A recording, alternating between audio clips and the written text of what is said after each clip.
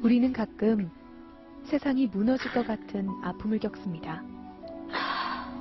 하지만 금세 잊고 말죠.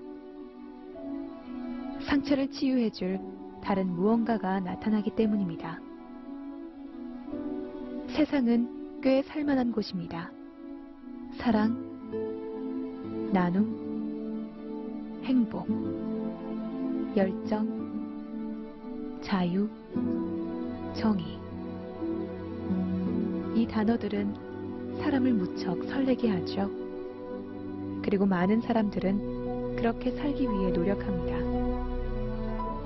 하지만 놀랍게도 이 같은 단어가 없는 곳이 지구상에 존재합니다. 믿을 수 없는 이 이야기를 들어보실래요?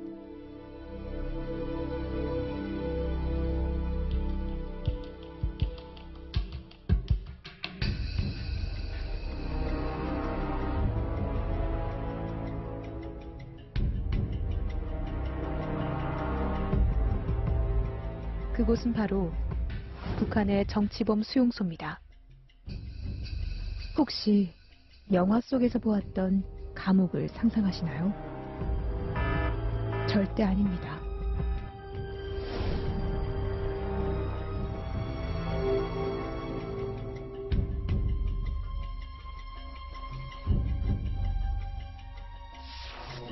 수감자들은 하루 500g의 옥수수 쌀만 먹고 12시간 이상의 강제 노동을 하고 있습니다.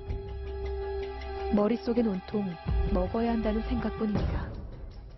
들쥐, 개구리, 지렁이, 도롱뇽 등을 닥치는 대로 잡아먹어야만 영양실조를 면할 수가 있습니다. 배설물 속 옥수수 알갱이 앞에서 그들은 경쟁합니다.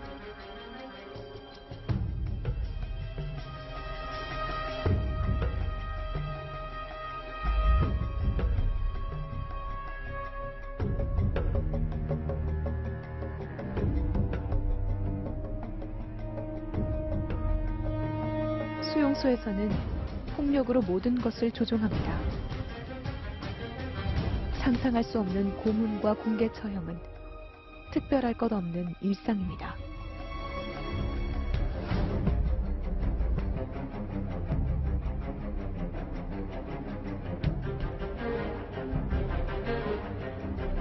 정치범 수용소에서 나고 자란 신동혁의 등 화상과 잘린 손가락. 이 끔찍한 흔적은 수용소 안에서 자행된 고문의 결과입니다. 수용소에는 10가지 규율이 존재합니다.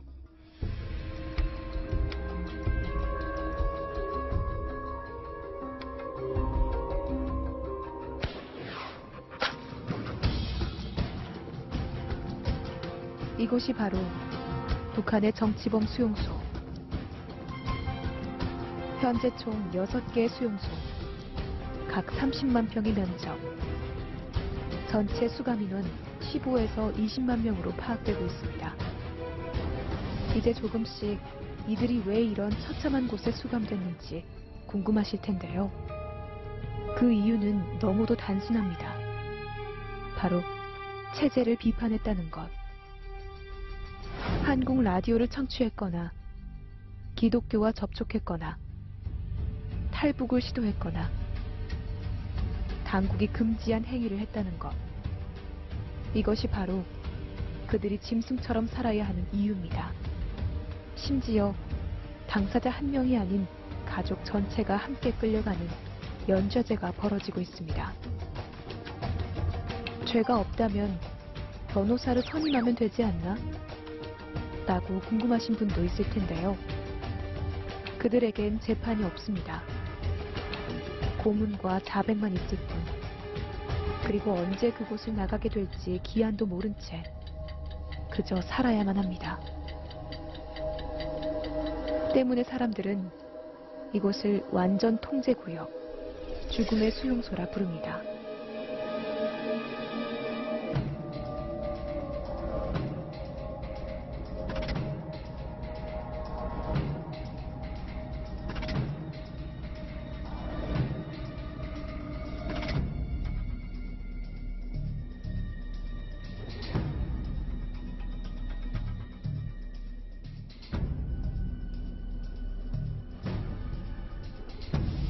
이 비극에도 다행스러운 점이 있다면 당신이 이 비극을 알게 되었다는 점입니다.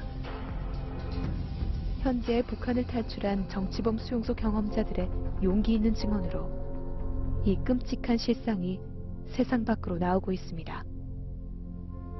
하지만 아직도 아무 죄 없는 많은 사람들이 짐승이 된 채로 지옥 같은 곳에서 하루하루를 버티고 있습니다.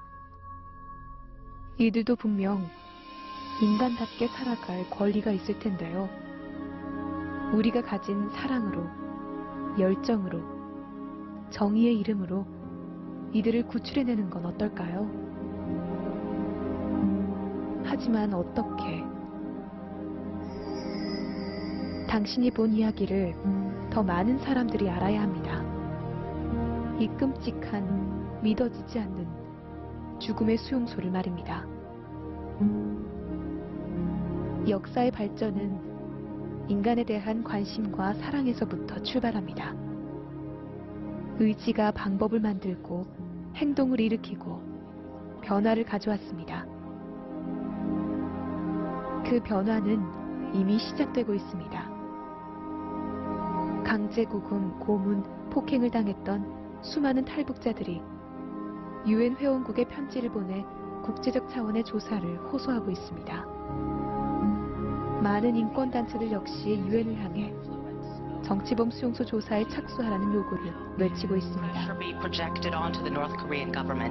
지금부터라도 유엔에서 조금 더 관심을 가져주고 예를 들어서 유엔 차원에서 정치범 수용소 문제에 대한 여러 가지 조사위원회 같은 거라도 설치를 해서 그들은 당신의 정의로운 시선을 두려워합니다. 그 시선들은 결국 그곳을 뒤흔들게 될 것입니다. 그것이 역사가 움직이는 원리입니다. 당신이 그들을 응시한다는 사실을 모두에게 알려주세요. 당신의 공유와 동참이 필요합니다.